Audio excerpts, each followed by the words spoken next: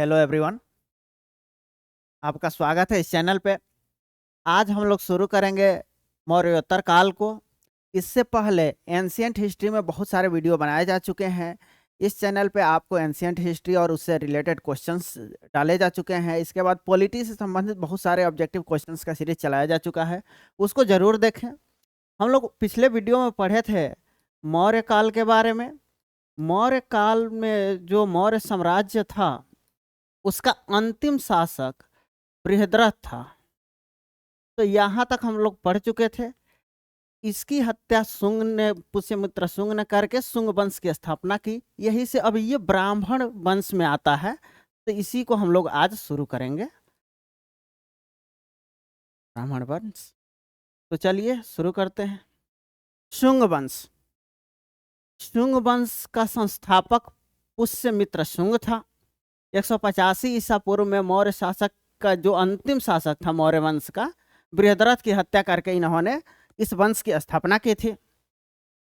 बाणभट्ट के हर्षचरित जो है, पुष्यमित्र को अनार्य उसमें कहा गया है।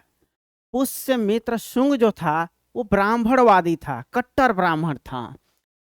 धनदेव के अयोध्या में जो अभिलेख है, इसके अनुसार जो पुष्यमित्र शुंग है वो 2 अश्वमेघ यज्ञ किया था।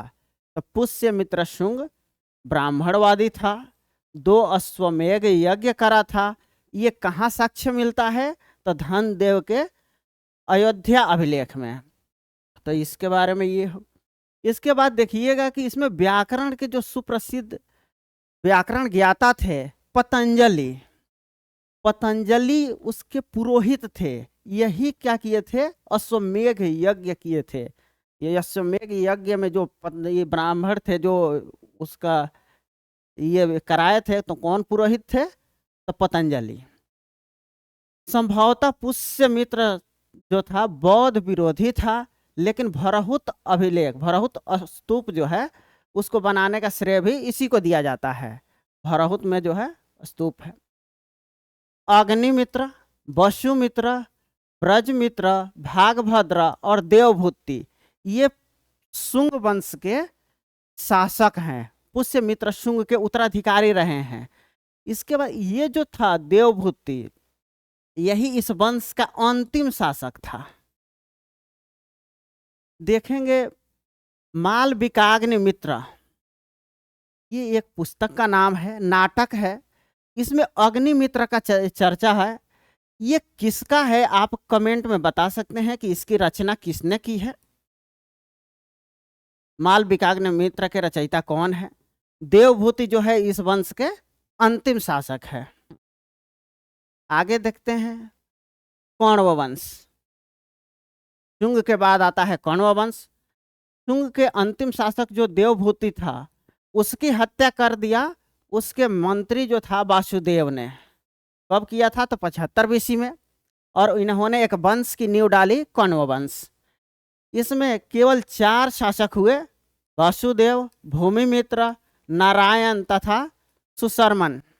अंतिम शासक है सुशर्मन या सुशर्मा कहीं लिखा रहता है। इसकी हत्या कर दिया सीमुक ने, और सीमुक ने हत्या करके एक अन्य ब्राह्मण वंश का नींव डाला जिसका नाम पड़ता है आंध्र सतवाहन। इसके बाद हम लोग देखेंगे सातवाहन वंश के बारे में। सातवाहन वंश की स्थापना सीमुक ने की थी। कब? तो 60 बीसी में करा था, 37 बीसी तक रहा था।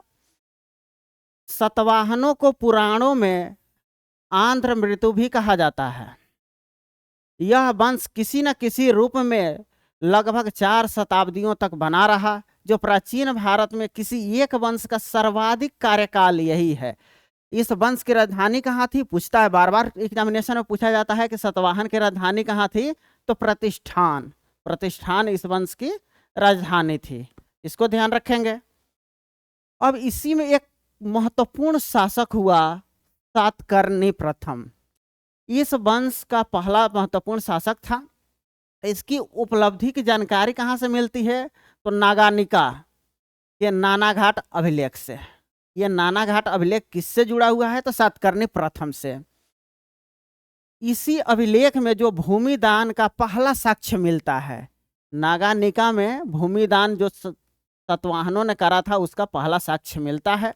इसने 2 अश्वमेघ यज्ञ और 1 राजसूय यज्ञ किया था। मतलब ये 3 यज्ञ किया था, 2 अश्वमेघ और 1 राजसूय। हाल इसका अगला शासक है। सतवाहन वंश में हाल महानतम शासक था। यह एक बड़ा कवि और कवियों और विद्वानों को आश्रय देता था, मतलब आश्रय देता था। ये हाल ने गाथा सप्तशती नामक एक मुक्तक काव्य की रचना की थी, जो किस भाषा में है?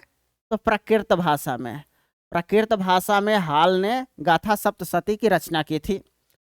उसकी राजसभा में बृहत कथा के रचयिता कौन है? तो गुणाढ़।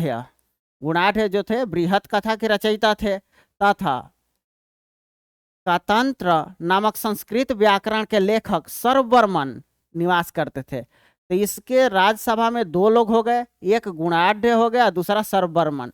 दोनों ने एक एक पुस्तक की रचना की। आगे देखते हैं गौतमी पुत्र सतकर्णी। ये बहुत फेमस था। सतवाहन वंश का महानतम शासक ये था, जिसके सैन्य विजयों की जानकारी इसकी माता की जो अभिलेख है, जो माता बलश्री थी उसके अभिलेख है, नासिक अभिलेख, उसी से प्राप्त होता है गौतमी पुत्र सतकर्णी के बारे में। इस अभिलेख में उसे एक मात्र ब्राह्मण एवं अद्वितीय ब्राह्मण कहा गया है।